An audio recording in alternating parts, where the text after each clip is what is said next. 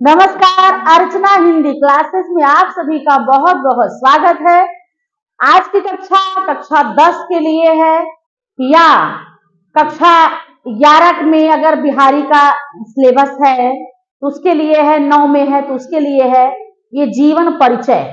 बिहारी का जीवन परिचय, बिहारी जिसके भी कक्षा में पाठ्यक्रम में होंगे उनके लिए यह जीवन परिचय बहुत ही उपयोगी है।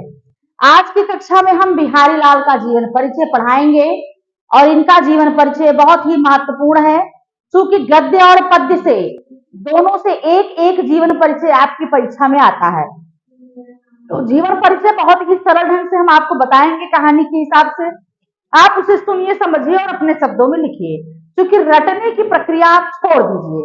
रटा रटाया भूल जाता है, लेकिन जो चीज हम कहानी के हिसाब से पढ़ते हैं उसे याद दिमाग में बैठाते हैं, वो चीजें अस्थायी रूप से याद रहती हैं। तो आइए हम देखते हैं बिहारी लाल का जीवन परिचय।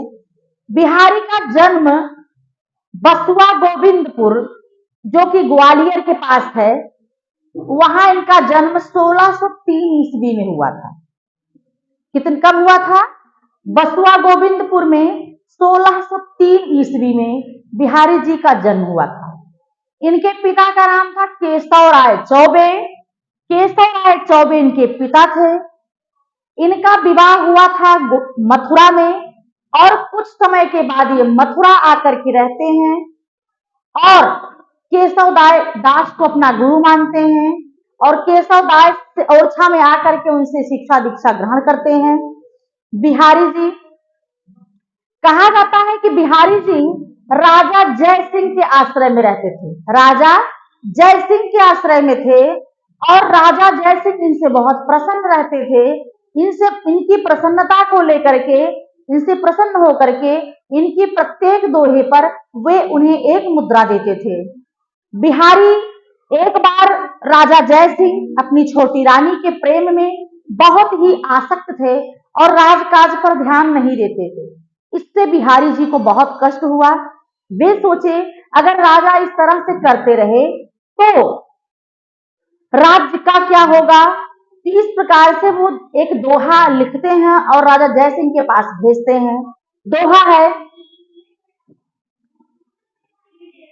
दोहा जो लिखते हैं वो है, नहीं पराग नहीं मधुर मधु, नहीं विकास यही काल, अली कली सो हिल रहे आगे कौन हवाल, अली कली सो विधि रहे आगे कौन हवाल। तो इस प्रकार से बिहारी के इस दोहे से प्रसन्न हो जाते हैं और राजा की आसक्ति दूर हो जाती है और वो वहां से निद्रा से भागते हैं, दूर होते हैं रानी की आसक्ति से और अपना राजकाज देखते हैं। तो इस प्रकार से बिहारी कुल मिला के एक ग्रंथ की रचना करते हैं जिसे बिहारी सतसई कहा जाता है। क्या कहा जाता है? बिहारी सतसई। बिहारी दास रीत सिद्ध कवि हैं। रीत काल में 3 परंपरा है, रीत बद्ध कवि, रीत मुक्त कवि और रीत सिद्ध कवि। तो रीत मुक्त कवि तो नहीं है, लेकिन रीत सिद्ध कवि है। ये जो है लक्षण को नहीं, सिर्फ उदाहरण को लेकर के चलते हैं। बिहारी जी अपने बिहारी सतसई में सिर्फ 719, कितने?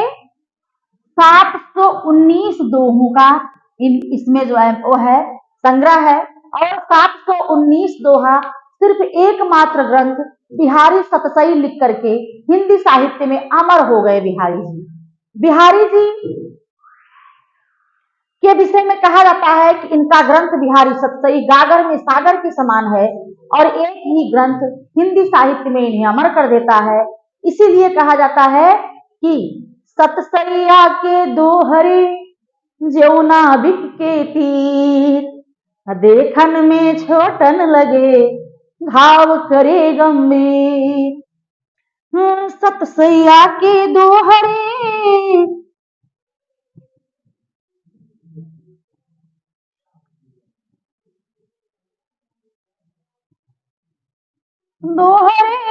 ज्यों नाविक के तीर,